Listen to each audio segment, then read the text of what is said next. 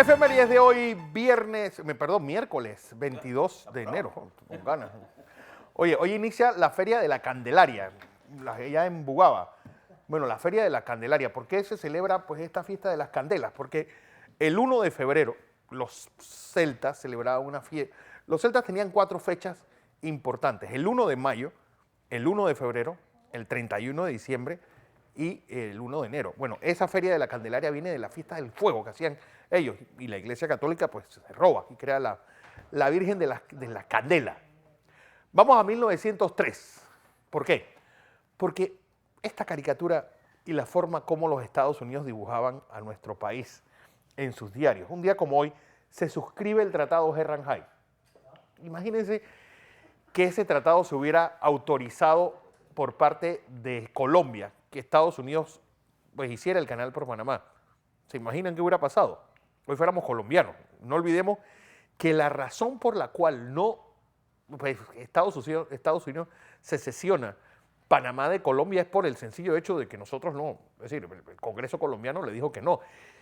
Y si uno se remite, por ejemplo, pues el famoso libro de Lemaitre, ese que siempre ha dicho que Panamá siempre perteneció a Colombia, o la forma como Germán Arciniega lo describe en esa maravilla llamada Biografía del Caribe, la forma como Teddy Roosevelt reacciona cuando se entera que el Congreso colombiano no le autorizó la construcción del canal.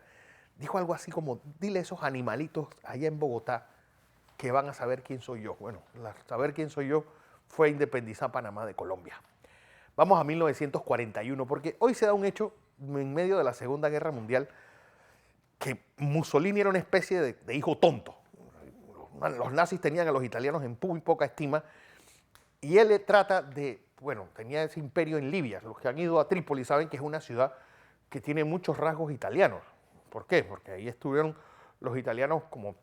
Entonces él quería expandir su imperio. Bueno, trató de hacerlo hacia Egipto y ahí los ingleses le dieron hasta con la cacha. Él huye hacia Tobruk, en Libia. ¿Qué hace?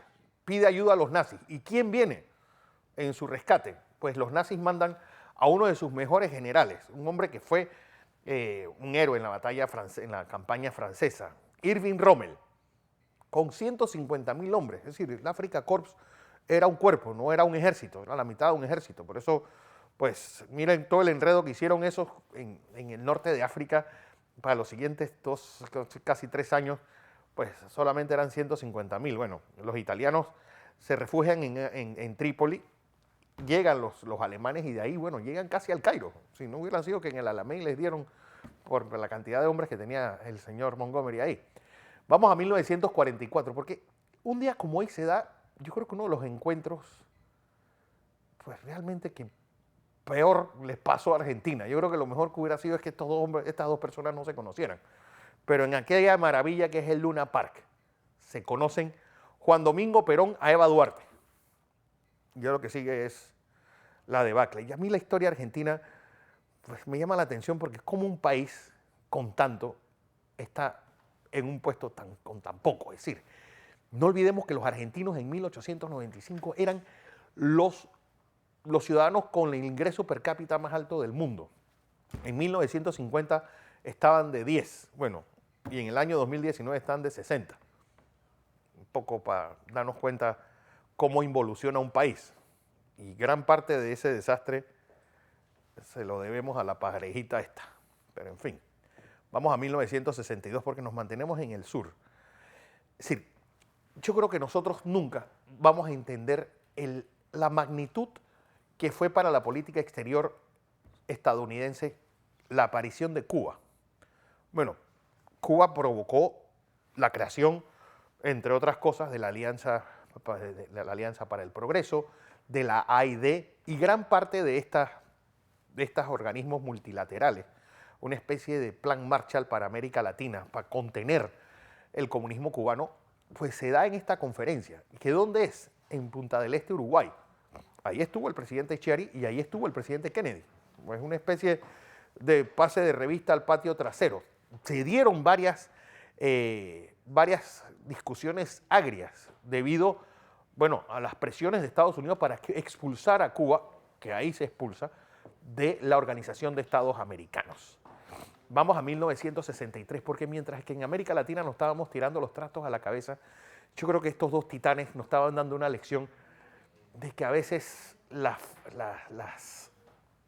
única forma, y es lo que yo les explicaba hace unos días, la única forma que los grandes países se lleguen a hacer, pues dejen de pensar en guerra, es cuando se hacen socios.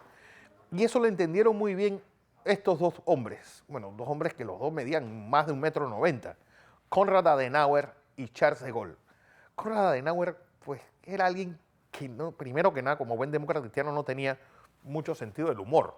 Y además que él decía que yo cuando salgo de Renania tengo que estar con el ojo abierto, porque él, pues, al resto de los alemanes los tenía atravesados. Bueno, ahí se da ese encuentro y ahí se sella la creación y la consolidación de Europa como un ente, pues, supranacional. ¿Por qué? Porque estos dos hombres se dieron cuenta que la única forma que Europa siguiera adelante era que se eliminase, pues, el motivo de las... No olvidemos que Alemania y Francia fueron 3 veces a la guerra, en 1870, en 1914 y en 1940, por la misma razón. Alsacia-Lorena y el área esta bueno, esta área fronteriza. Cuando lleguen, pues, a ese acuerdo, pues las cosas en Europa serían distintas. Y hoy, pues, los cimientos de la Unión Europea se sembraron, y sobre todo en este encuentro. Este encuentro, pues aquella foto también que unos años atrás hicieron François Mitterrand con Helmut Kohl. Y por eso ustedes preguntan, ¿por qué va la señora Merkel tanto a Francia? Bueno, porque ahí está. Esas son las dos principales economías de la Unión Europea. Vamos a 2006, porque hablando de catástrofe, un día como hoy llega este hombre a la presidencia de Bolivia y, bueno, y amenaza con regresar. Ahí está, don Evo Morales. Pues ya saben, y el guión es el mismo. Llegan, pues, en medio de un caos político y de una tragedia de revueltas, después reforman la Constitución, después dicen que nada más van ahí una vez, la vuelven a reformar y la historia es archiconocida. Por eso es que yo digo que la historia latinoamericana es como tartamuda y tonta, porque no se acuerda lo que hizo 4 años.